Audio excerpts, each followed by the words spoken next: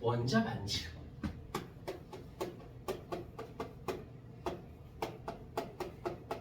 이제 원자 반지름을 라지 R이라고 할게를 결정하는,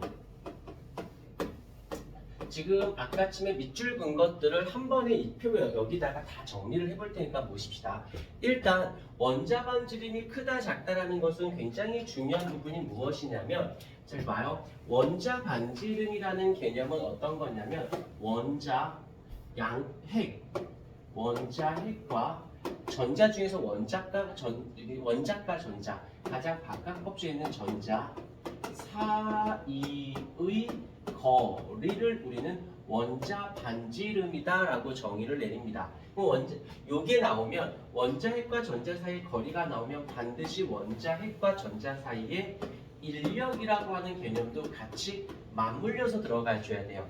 이렇게 돼 주셔야 이 인력으로 이렇게 또 빠져나올 수 있거든. 자, 한번 볼게. 거리가 만약에 크다라고 치자. 그러면 핵과 전자 사이의 거리가 멀면 그만큼 인력은 어떻게 될까?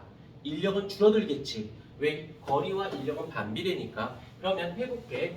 거리가 크다라고 하면 반지름이 크다라는 말의 뜻은 원자 핵과 전자 사이 거리가 멀다. 그만큼 힘은 끌어당기는 힘은 약하다라고 본다라면 얘가 이걸로 빠져나올 수 있어요. 무엇으로 빠져나올 수 있냐면 금속성이라는 거랑 그 다음에 비금속성으로 빠져나올 수 있어요. 그래서 어떻게? 거리가 크면 인력이 작아. 그러니까 핵이 전자를 당기는 힘이 약하니까, 약하다는 건 전자를 잘 얻는 거야, 잘 잃어버리는 거야? 당기는 힘이 약하니까 잃어버리겠죠. 그래서 금속이라는 것은 전자 이름이고 비금속은 전자 얻는 거니까 잘 잃어버리니까 금속성은 증가한다라고 보는 거고, 인력이 작으면 잡아당기는 힘이 약하니까 얻는 성질이 감소한다라고 볼 수 있는 거지. 그래서 요 원자 반지름으로 금속성과 비금속성으로 이 반응성을 우리가 해석해낼 수가 있게 됩니다. 한번 이제 좀 더 디테일하게 차근차근히 가볼게요. 첫 번째는 무엇이냐면 껍질수. 이 껍질수와 이게 원자 반지름 라지 R, 이 라지 R의 관계를 보도록 할게요.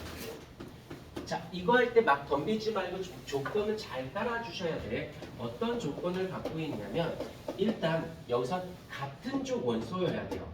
같은 쪽 원소 이면서 플러스 원자 번호가 증가.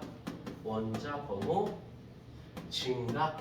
자, 이걸 이렇게 사전적 의미만 하지 말고 아예 누워서 잡아. 누워서 아주 그냥 안 돼. 중요한 거 외우는 게 아니라 해석하는 거라서 잘 경청해야 돼요. 같은 족 원소라는 것은 어떻다라는 건 주기율표상에서 어느 쪽으로? 아래로 간다는 뜻이죠. 같은 쪽에서 원자 번호가 증가한다라는 것은 일단 세로줄에서 원자 번호가 증가하니까 아래로 간다는 뜻이죠. 다시 할게. 이 말의 뜻은 껍질 수가 어떻게 되어진다? 껍질의 수가 증가한다는 소리겠지. 자, 예를 들어보자. 1족 원소예요. 1족 원소라고 하는 같은 족에다가 원자 번호가 증가해. 그러면 리튬, 그 다음에 나트륨, 그 다음에 칼륨으로 가잖아. 그럼 얘는 주기로 따졌을 때 2주기 원소, 3주기 원소, 4주기 원소. 즉 다시 말하면 껍질이 2개, 껍질이 3개, 껍질이 4개가 되어지겠죠. 그러니까 핵과 전자 사이의 거리는 어떻게 되어진다? 반지름은 계속 증가할 수밖에 없겠다. 조건에서 잘 접근을 해 주셔야 돼요. 요거 먼저 잘 따져 주셔야 되고, 그런데 여기서만 끝나지 않고 자, 여기서 두 번째로 갈게. 이번에는 유효핵 전하랑 반지름의 관계를 따져볼게요. 를 따졌을 때 여기서도 그냥 끝내지 말고 조건이 필요합니다. 조건. 어떠한 조건이 들어가냐면 여기서는 같은 주기 원소여야 돼요. 같은 주기의 원소인데 여기서는 어떻게 돼? 또한 원자 번호가 증가한다라고 생각을 해보십시다. 이 또한 해석을 해주셔야 됩니다. 어떻게? 일단 주기율표야. 주기율표인 상태에서 같은 주기의 원소다. 그러면 껍질수가 어떠해? 동일한 상태가 되어지겠죠. 거기에서 원자 번호가 증가한다고 했으니까 주기율표상에서는 같은 껍질의 원자 번호 증가, 오른쪽으로 이동하고 있구나 라고 볼 수 있는 거네.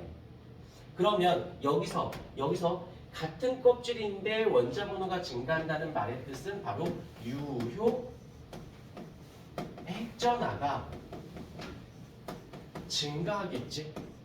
유효 핵전하가.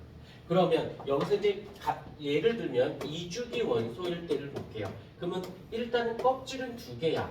껍질은 두 개인데 어떻게 되고 있냐면 여기에 내가 뭐 플러스 4, 플러스 5, 플러스 6이니까 핵전하가 증가해. 그러니까 어떻게 된다? 반지름은 감소하게 되어진다 라고 보는 겁니다.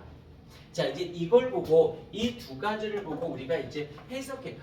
그만 일어나서 듣든지 잠바를 벗든지 따뜻하니까 더 졸리지. 정신 차리고 기지개 피고.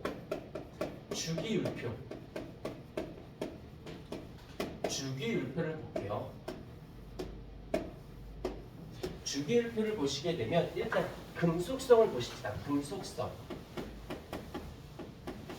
금속성이라는 말의 뜻은 금속 전자를 잃어버리는 정도, 즉 산화 반응을 하는 정도를 봤을 때 일단 이쪽에서 보자. 이쪽에서는 어떻게 돼야 돼? 얘가 전자를 잃어버리려면 저쪽에 있는 요 아이들을 끌고 들어올게. 전자를 잃어버리려면 거리가 커야 돼요. 즉 반지름이 커야 돼요. 그래야 끌어당기는 인력이 감소해서 전자를 어떻게 하니까 전자를 잘 잃게 되어지겠지. 그러면 여기서 포인트를 잡아줘야 돼. 반지름이 커질 조건은 저쪽 껍질수를 따졌을 때 아래로 갈수록 반지름 커지잖아. 그러면 같은 주기에서는 오른쪽으로 갈수록 반지름이 작아지니까 어떻게 돼야 돼? 왼쪽으로 갈수록 즉 같은 주기에서 원자 번호가 작을수록 커지는 거고 야 졸지 마. 일어나서 듣든지 안 졸려고 하는 액션이나 흉내라도 좀 내든지.